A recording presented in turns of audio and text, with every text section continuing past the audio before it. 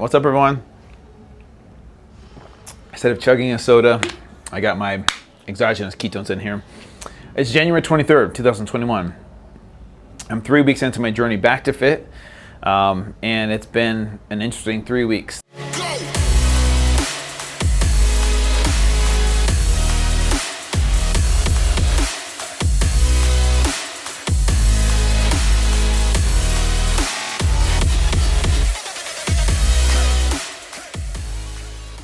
There's been a lot of ups and downs, living a new healthy lifestyle. There's a lot of good things and bad things that come with that, right? There's a lot of sacrifices required. There's a lot of, doing hard things. There's also some benefits of feeling better and having some, healthier habits in your life. You start to feel healthier in your body, your mind, your spirit. And so it's, there's a lot of ups and downs, gives and takes. So it's cool to complete a workout and be done with it and say that I did that and then feel stronger the next day, but it sucks because you feel sore, and during the workout you feel like you're huffing and puffing, you're struggling through it. Eating healthy food, does it taste as good as junk food? No, of course not. That's one of the sacrifices you're making. You're like, all right, well, it still tastes good, it's just not this amazing thing like we've been conditioned to think, like pizza or ice cream or whatever it is, whatever the delicious food for you is. But there's benefits to it. Like my waist is going down, my hips are going down, my weight's going down, my body fat percentage is going down. So there's a trade-off there. This past week, I would say, was a little bit easier as far as the cravings go. The cravings are still there. They're just not as intense. So like this past week, I went to a bar where they were doing karaoke, and I was with some friends, and I decided I'm not drinking for the first 3 days. I kind of committed to that. And so I said that to them before going, so they were aware of that, so they didn't try and pressure me. Which even if they did, I'd be like, no, I'm good. Like I know my boundaries. But it was also hard because I would have loved to drink, because when you drink a little bit, it's easier to loosen up, while you're doing karaoke. So, there's moments like that where I'm like, this sucks. Like I don't want to be so strict. I would just love to be able to have what I want when I want it, right?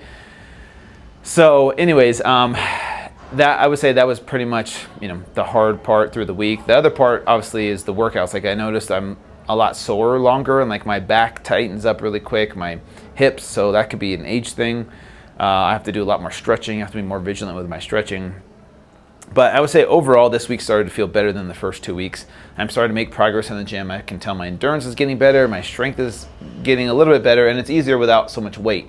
Like the biggest thing is I don't have this big old gut in the way like I used to, and my clothes are fitting better, which feels really nice. I'm starting to sleep better throughout the night. I'm starting to have more energy, less brain fog, more mental clarity, better digestion. That's another thing that I love about eating healthy. And so yeah, that's the thing, is this is just a long journey. Like for example, I lost almost 6 pounds this week on the scale. Excuse me. I lost almost 6 pounds this week on the scale, but my body fat only went down 0.2%.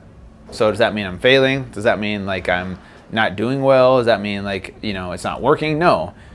This is where people get hung up on the data, the numbers, which I can't control. I can only control doing the process. I can only control eating the healthy food, doing the exercises, doing all that stuff I know I'm supposed to do. That's all I can control. I can't control what actually shows up on the scale. So the fact that my weight went down almost 6 pounds, but my body fat only went down 0.2%, there's no reason to get overwhelmed and be like, oh my gosh, I'm losing fat or I'm losing muscle. This isn't working.